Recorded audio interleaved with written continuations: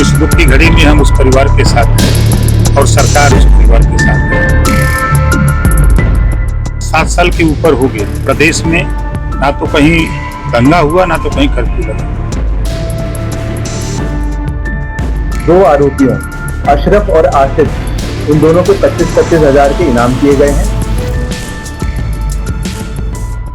उत्तर प्रदेश के अल्पसंख्यक कल्याण विभाग के कैबिनेट मंत्री ओपी राजभर ने बरेली के गौसगंज गांव में हुई तेजपाल की हत्या की निंदा की है। उन्होंने कहा कि यूपी सरकार पीड़ित परिवार के साथ खड़ी है। ओपी राजभर ने योगी सरकार के 7 साल के कार्यकाल को इस मामले में शानदार बताया है कि इसमें किसी भी त्योहार पर कोई भी दंगा नहीं हुआ है। बरेली में शाही थाना क्षेत्र के गौसगंज गांव में मुहर्रम पर कहासुनी के बाद 19 जुलाई की रात को 2 समुदायों के बीच टकराव हो गया था। इसमें पूर्व प्रधान हीरालाल के बेटे तेजपाल गंभीर रूप से घायल हो गए थे।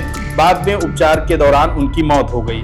इस मामले में 10 आरोपियों के घरों पर बुलडोजर चलाया जा चुका है।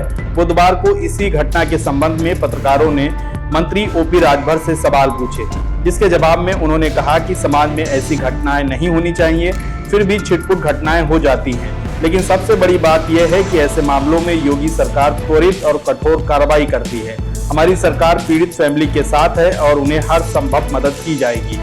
ऐसी घटनाएं निंदनीय हैं, ऐसी घटनाएं नहीं होनी चाहिए। हम सब लोग भारतीय हैं, हम सब लोगों को मिल करके रहना चाहिए।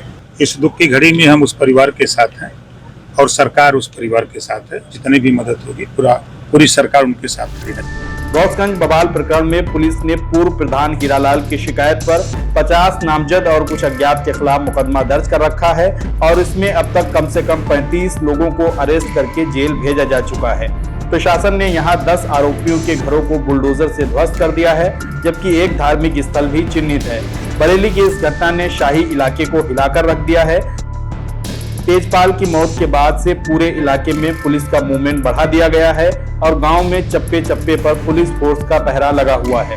कहा जा रहा है कि यह मामला शासन स्तर तक पहुंच चुका है और वहां से इस प्रकरण की निगरानी की जा रही है। घटना के बाद विधायक डीसी वर्मा और सांसद छत्रपाल गंगवार गौसगंज गांव का दौरा कर चुके हैं, जहां उन्होंने पीड़ित परिवार को न्याय का भरोसा दिलाया था। हालांकि अब गांव से तनाव धीरे धीरे थोड़ा कम होता नजर आ रहा है, लेकिन एहतियातन पुलिस फोर्स तैनात है और घटना में शामिल आरोपियों की धरपकड़ के लिए लगातार दबिश दी जा रही है। जनपद बरेली के थाना शाही स्थित गौसगंज गांव में 19 जुलाई 2024 को एक घटनाक्रम हुआ था। उसी घटनाक्रम में अभी तक 2 मुकदमे लिखे जा चुके हैं। दोनों मुकदमों में अभी तक लगभग 35 गिरफ्तारियां की जा चुकी हैं, जिसमें से 2 गिरफ्तारियां मुठभेड़ के दौरान की गई। उस मुठभेड़ में एक व्यक्ति घायल भी हुआ था। इसके अतिरिक्त गांव में प्रशासन द्वारा ये देखा गया कि कई आरोपियों के द्वारा गांव में ग्राम समाज की जमीन पर अतिक्रमण किया गया था। प्रशासन द्वारा वहां से अतिक्रमण हटाया गया है, ध्वस्तीकरण की कार्रवाई की गई है पुलिस की मौजूदगी में। और इसके अतिरिक्त कल श्रीमान वरिष्ठ पुलिस अधीक्षक जनपद बरेली द्वारा 2 आरोपियों अशरफ और आसिफ, इन दोनों के 25-25 हजार के इनाम किए गए हैं। आगे की विधिक कार्रवाई प्रचलित है। उधर बुधवार को लखनऊ से एक और खबर सामने आई है, जहां बरेली मंडल के सभी विधायकों ने मुख्यमंत्री योगी आदित्यनाथ से शिष्टाचार भेंट की है। कैबिनेट मंत्री सुरेश खन्ना, कैबिनेट मंत्री धर्मपाल सिंह, वन एवं पर्यावरण मंत्री अरुण कुमार सक्सेना, गन्ना राज्य मंत्री संजय गंगवार, विधायक प्रोफेसर श्याम बिहारी लाल, विधायक बाबूराम पासवान, बरेली, पीलीभीत, शाहजहांपुर और बदायूं समेत चारों जिलों के विधायक और मंत्री इस मुलाकात में शामिल हुए हैं। मंत्री और विधायकों के साथ मुख्यमंत्री की मीटिंग की एक तस्वीर सामने आई है।